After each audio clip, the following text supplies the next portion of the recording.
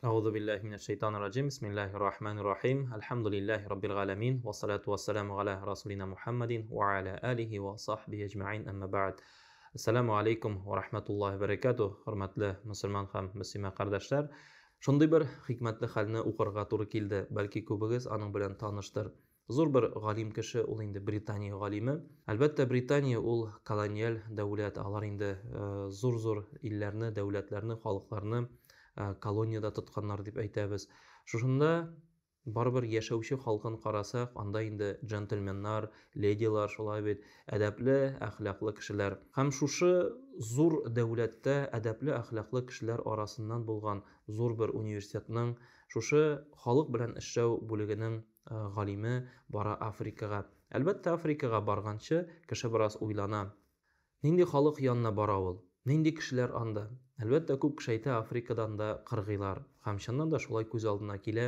Endi olg'a, ortqa yaproq baylab, tayoq ko'tarib, qirg'iy hayvonlar ortidan yugurib yuruvchilar, ular qirg'iydir shekilli ko'rina.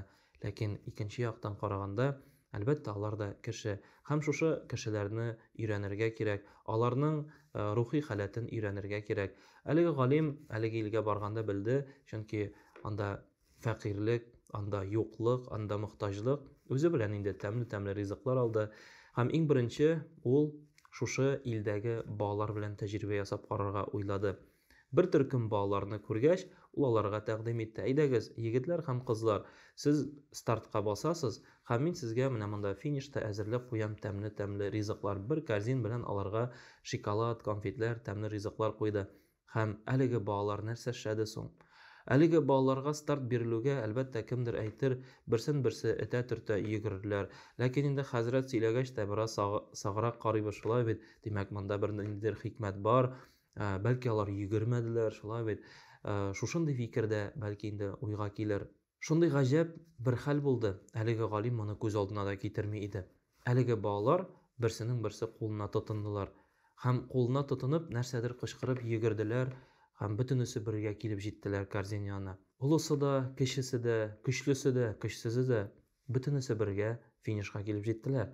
Ham haligi g'olim bek g'ajablandi, ham so'radi: "Bog'lar, siz narsa deb qishqirdingiz? Ne uchun shulay bütünüz birga yugirdingiz?" Chunki uni ko'rasi kelgan edi.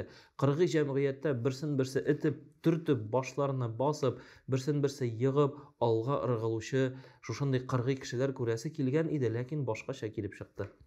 Шушы халатны күргәч, әлеге балалардан сорады: "Нәрсә дип кычкырдыгыз сез?" Һәм алар әлеге галимгә аңлатырга тырыштылар. Менә үзләренең сөйләгән, үзләренең кычкырган әлеге сүзләрендә шундый мәгънә ята. Бүтән кеше бәхетсез булганда, бер кеше генә берничек тә бәхетле була алмый. Һәм әлеге балалар шушыны аңлап, шушыны аларның күңелләренә әти-әниләре салган, алар шушы сүзләр белән алга таба йөгерделәр. Һәм әлеге галим бик гаҗәпләнде. Безнең яшәешебезгә, безнең турышыбызга һәм әлеге балаларның үз-үзләрен тотышына нәрсә белән аерыла? Әлеге балалар чыннан да алар бик югары тәрбияле, бик алга киткән, бик югары әхлаклы балалар килеп чыга. Чөнки берсе бәхетсез булып, берсе бәхетле була алмый. Бүтәнесе бергә бәхетле булганда гына җәмгыять матур яши. Һәм тагын бер нәрсәгә игътибар итте әлеге галим. Инде корзинны тоттырды иң улысына, менә бу лаеклы сезнең барыгызга да дип. Шуннан әлеге балалар тизелешеп утырдылар һәм нәрсә эшләде? Шушы улысы һәрбер балага тиешенчә өлешен өләшеп бирде.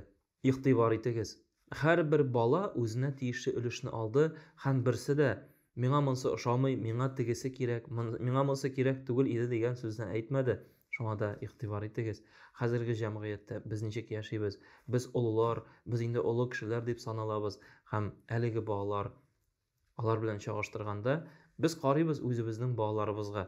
Аларны инде кичкенә дибез, аларны күп нәрсәне аңламый дибез, ләкин үзебез дә улыгайган балалар килеп чыгабыз. Безгә әлбәттә шушы балаларның булган мәшәкатьләре шит булса да, без инде улы кешеләр буларак, безнең үзебезнең мәшәкатьләребез бар. Ләкин Аллаһ Раббыбыз безгә ничек карый? Безнең күңелләребезгә ничек карый? Без бит һаман дөнья артыннан куып, бер кеше икенчесен басып, башына басып, бәхетле булырга омтылабыз. Ләкин бит бәхет нәрсәдә? Бәхет башкаларны кыерс тотудамы? Бәхет башкалардан яхшырак яшәүдәме? Бәхет ул башкаларны бәхетле итүдә икән. Шуңа күрә бәхетле булыгыз. Раббыбыз Аллаһ Тәгалә көңелләребезне киң һәм шөкерле кылсын. Амин.